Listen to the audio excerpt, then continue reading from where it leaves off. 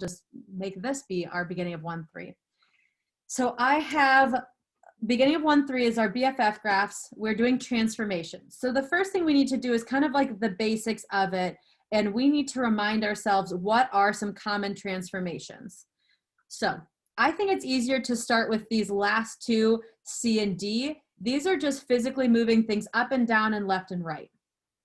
If you have a number being added to the end of a function or subtracted from the end of the function, that moves your function up or down.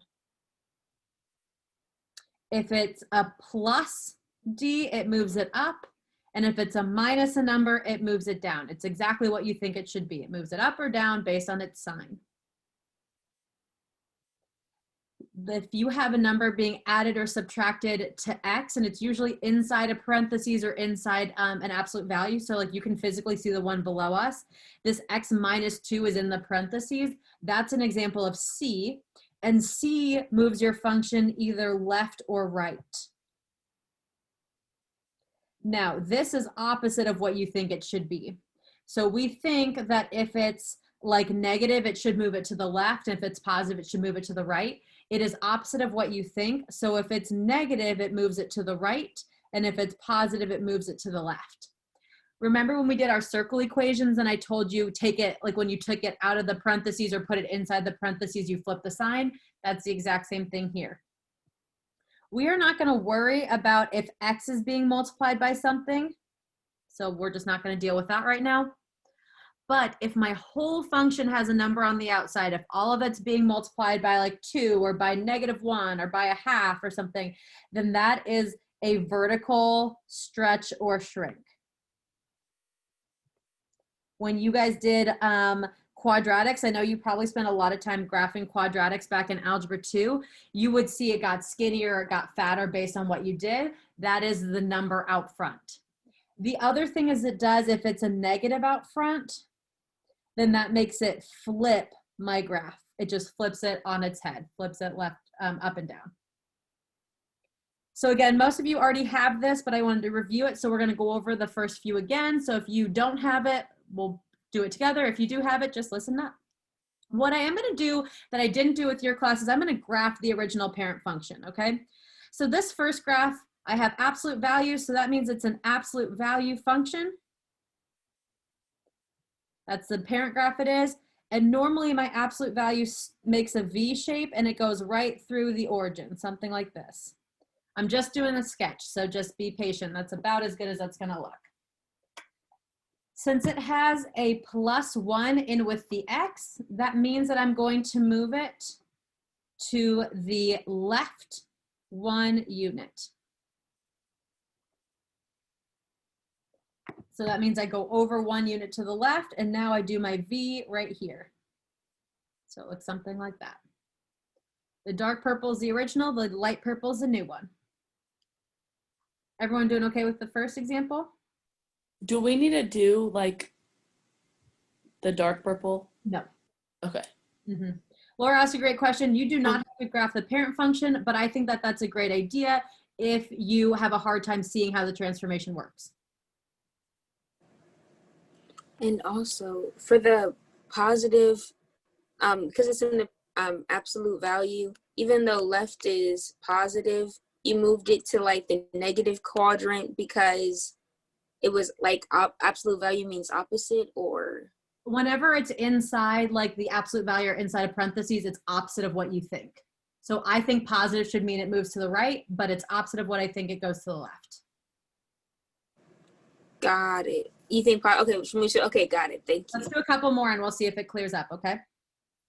The next one is a square function. It's a squaring function or a quadratic. So that means it's going to make a parabola. It's going to make a nice pretty U shape like this. Something like that. So again, you don't have to graph your BFF, but I did. And then my transformation is this -2, which means that I'm going to the right 2 units. So I'm going to jump over 1, 2 units to the right, and I'm going to draw my U over here.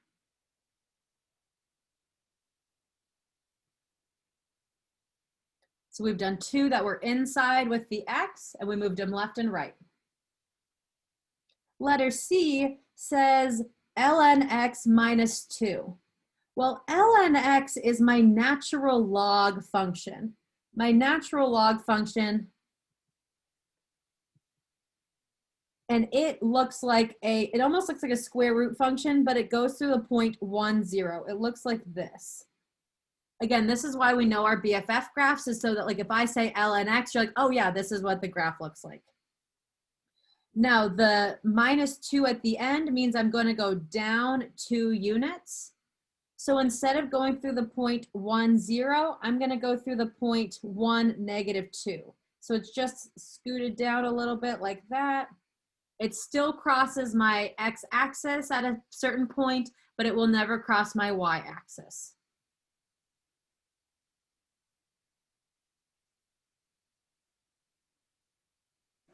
Any questions? What does it say? Oh yeah, I'm sorry, what does it say underneath the negative 2? down 2. Oh, down 2. Thank you. Yeah, down 2. Or, sorry, no, the other negative 2, like in the parentheses. Right 2. Right, 2. Thank you.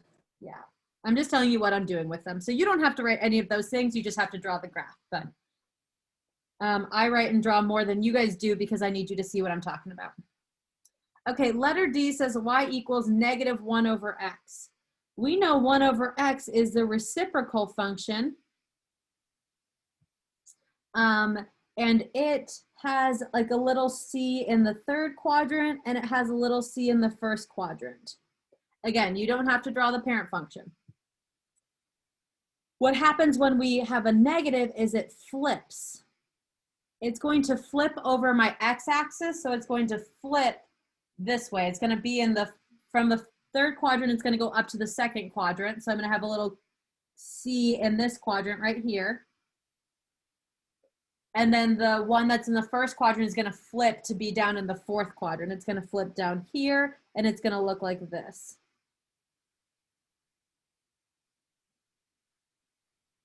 So this guy in the second and the fourth quadrant is what this function is, the reciprocal. Okay, let's keep going. Letter E says the square root of x plus 1. Okay, well, we know that that's a square root function. And you don't have to label it. I'm just doing that to help myself make sense. We know a square root is kind of like a sideways parabola, but it only is in the first quadrant. Then it says plus 1, which means that I'm going to go up 1 unit. Instead of going through 0, 0, it's going to go through 1, 0 and just be scooted up a little bit.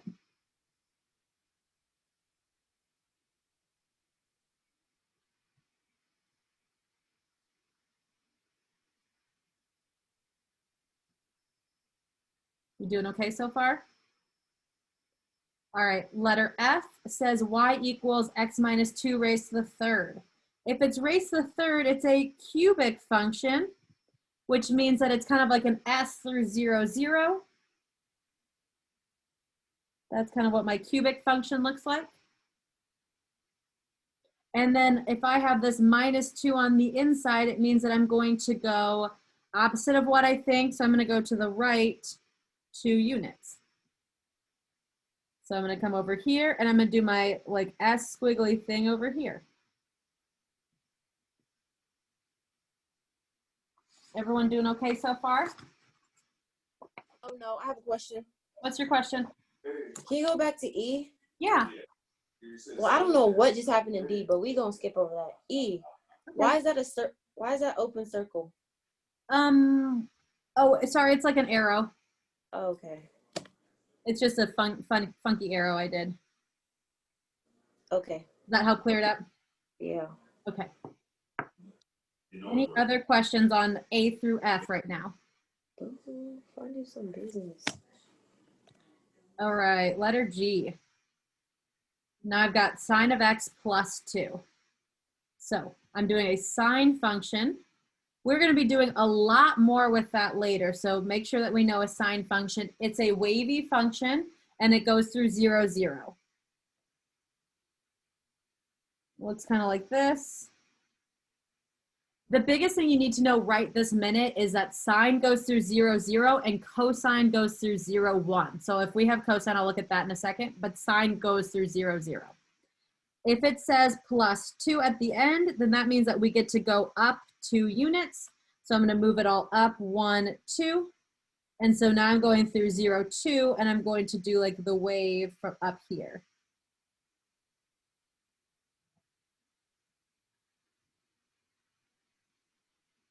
If you have trouble with the parent graphs, that's a different story. But what I need now is like, do you understand if we're going up or down or left or right? That's kind of where we're at. So if you're good with that, then you're doing great on what we're doing. The next one is letter H. It says e raised to the x minus 1. Okay, remembering back to my BFFs, e raised to the x is my exponential function. Whoa, that's kind of funny. My exponential function goes through 0, 1, and it goes up like this. It does not go through the origin. It goes through 0, 1, because if I were to raise something to a power, it's not going to be, if I raise e to a power, it's never going to be 0. It can be 1, but it can't be 0. Now it says that I'm minusing 1, so I'm going to go down 1 unit. And now I am going to go through 0, 0. You can think of your asymptote now being at -1. And so my graph looks something like this. Is E just any number? E is a special number. It's 2.78, blah, blah, blah. It is just the one that we use when we talk about like the general exponential, but you could use any number. You could use 2 to the x. You could do like 5 to the x. All of those numbers are all exponential graphs. We will explore more of what E is later. You don't need to know that yet. And for the second one after the parent function of the e, does it cross, like, does it eventually intersect, or do they stay separate? I think I think that I made the first one a little too flat. I think it should have gone up a little bit higher like this, but they won't intersect. Okay. Okay, that makes sense. That's Thank just you. a poor sketch on my part. Oh, no, it's good. Thank you. You're welcome. All right, last one we're going to do of this is y equals negative absolute value of x. So I know absolute value of x is a v. It goes through 0, 0, something like this. If I have to do the negative of it, that means that it flips. And so I'm going to flip it again across the x-axis. The flip happens across the x-axis. It's not the y-axis. It goes up and down. So I'm going to flip it to go down like this. Another poor sketch, but these don't have to be exact. Notice that I'm not finding any other points. You can do exact points if that makes you happy, but I'm like, okay, this is a general V. I'm starting where I'm supposed to start. We are all good. Okay. Any questions about when to move it left or right, or moving it up or down, or flipping it? Nope. Okay. Oh, go ahead. Okay, sorry. So just to confirm, when it's in the absolute value, that's the only time that you will like do the opposite of what you're thinking. No, anytime it's in the parentheses with X, you do opposite of what you're thinking. Okay. Because we did that with F, we did that with B, we did that with A. Yeah. The rest were on the outside. They were not in parentheses, so we did exactly what we thought. Those move up and down. Got it. Okay, thank you. You're welcome. We're going to skip 2 until next time I see you because I need you to know the parent graphs. So you have to do all your BFF graphs. We're going to do this on Tuesday, which I believe I have you. I have no idea what day tomorrow is, but we're going to do 2 tomorrow in class. The next one says sketch on the calculator. So we're going to get our calculators out and we're going to do these on the calculator. And then it says find domain and range. So let me change my view. Why don't you load in the first one, x squared minus 5, into your calculator. If you're feeling crazy, you can load all of them in, but just we'll look at letter A first. So let me do this. I want my calculator up.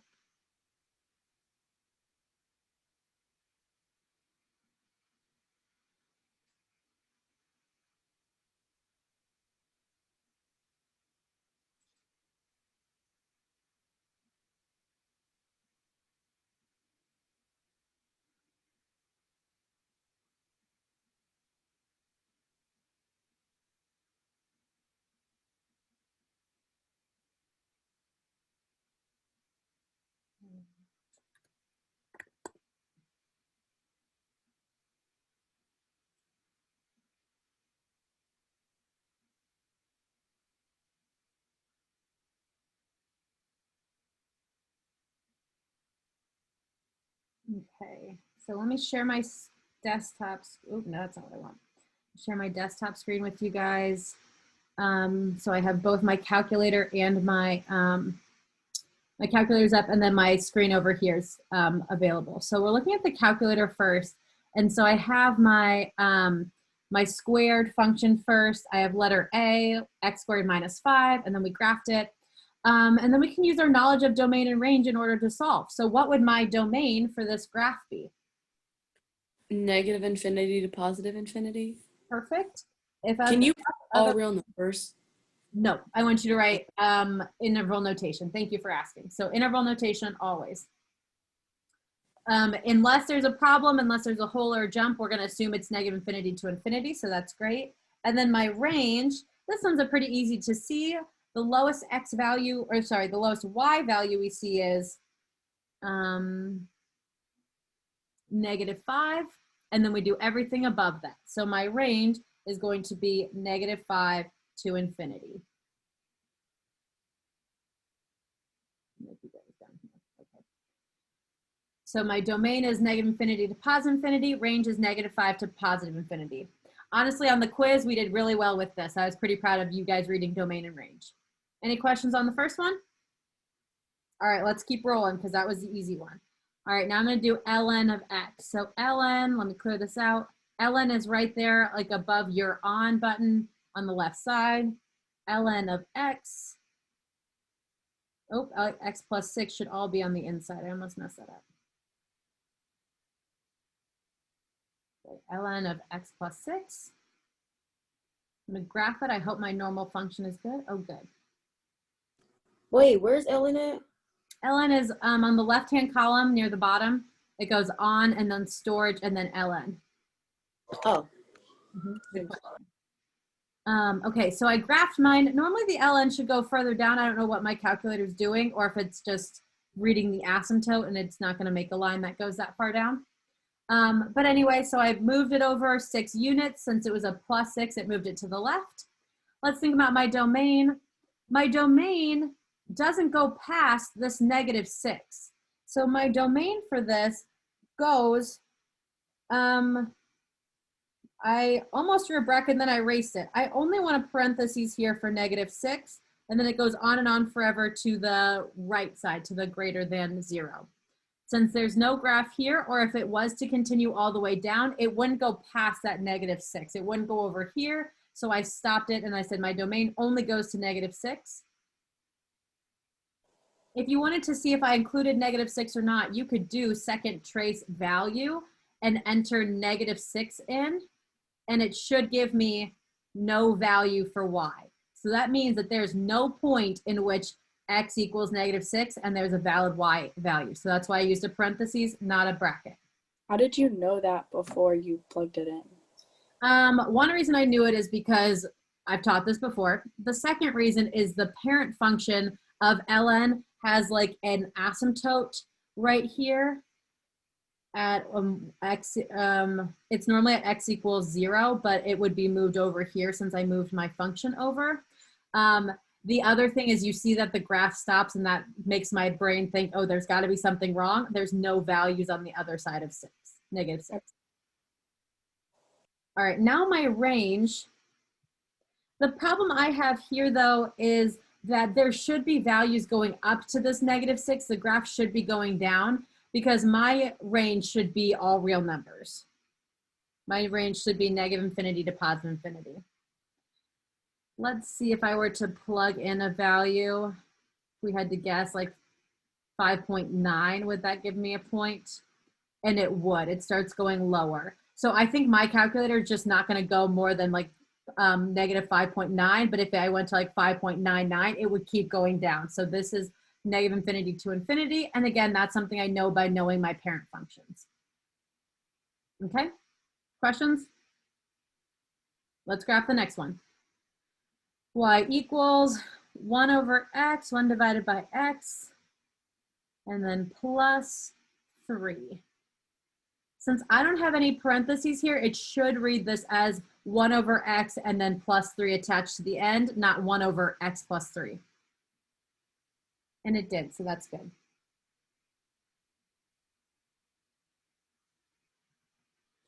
if you've done your parent functions, you know that there are asymptotes on here. Normally it's at 0, which is like my x equals 0, which is my vertical asymptote. And then normally it's at y equals 0. But here it's shifted a little bit. My vertical asymptote's the same. So I still don't have any values at 0. So my domain is literally everything but 0. So negative infinity to 0 and then 0 to positive infinity. Again, as you get more familiar with your parent graphs, that's just something we know. It's just a property of this graph. So for each graph, is it like always going to be like the same domain and ranges? It will For each type? Yes. So there's a pattern that happens. So like with a reciprocal function like this, it always has a vertical asymptote and a horizontal asymptote. So you'll always have something missing in the domain and the range. Okay. Same thing for like a quadratic. Like if I have a square function, it always has the domain of all real numbers, and then the range depends on where it stops, right? So that's why it's good to know these things, so you can kind of see a pattern and you don't have to start from like ground zero every time. You'll just like know automatically. Yeah, you start to know. So I know that there should be an asymptote in both of these. But now the range is going to show me that my asymptote, my horizontal asymptote isn't at 0. It's actually moved up the axis and it's actually at 3. And that's also something we know as we do more of these transformations. Since it's normally at 0 and then I move my graph up 3, that means it's now at 3. So my range will be all real numbers except for 3. It'll be negative infinity to positive 3, and then positive 3 to positive infinity. Great question, Ava.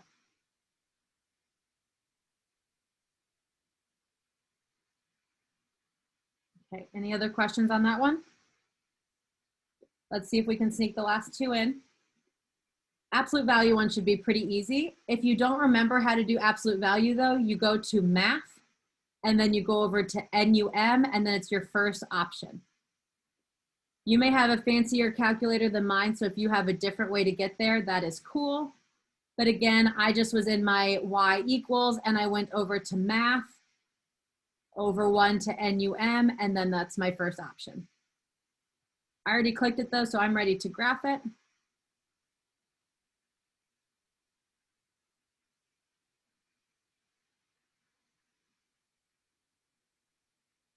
As Ava was alluding to last problem, it's good to kind of know what my general patterns are.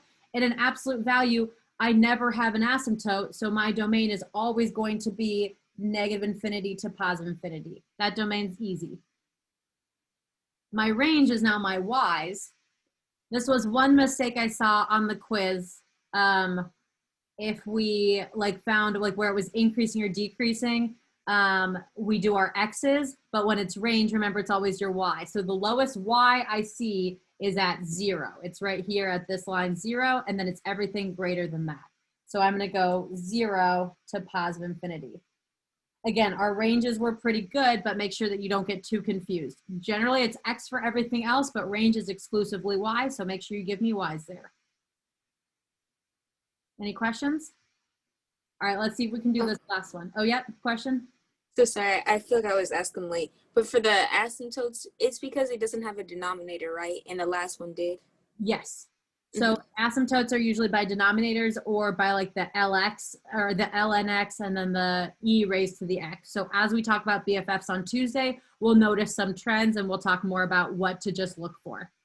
Okay, the last one we're doing is another one you have to go to math. This is the INT, that's the greatest integer function. It looks like a big step. So go to math, and then if you go to NUM, your absolute value is the first one, but INT is number 5. So scroll down, you see number 5 says INT. We're gonna type that in, and then I'm gonna do x divided by 2. Now I haven't graphed this, so I have no idea what this is about to look like. Oh, perfect. Just some little steps. Now, if you have studied your BFFs, you know that the steps are a little bit longer than normal. Normally they're just 1 unit, but these look like they're 2 units. So it goes from like 0 to 2 and then from 2 to 4. So they're just a little bit longer than this. Our domain for our greatest integer function is always negative infinity to positive infinity. And then range, there's no pretty way to do this in interval notation. So we can just say like the, not the real numbers, it's the integer number. So we would use like a capital Z to represent, this is all the whole numbers that are both positive and negative. So you would, Miss White, I'm so lost right now. Daddy, be quiet. all of them. No, not all of them, just this one. I don't know what these little lines mean. Okay. And I don't know. Okay, this is just the function, the greatest integers. So the greatest integers always looks like stair-step numbers. Okay. We are running out of time though, and I do respect the rest of your day. So can we touch on this tomorrow? Can I answer your question tomorrow, Lex? Yeah. Okay. So I'm gonna stop my share and I'm gonna stop my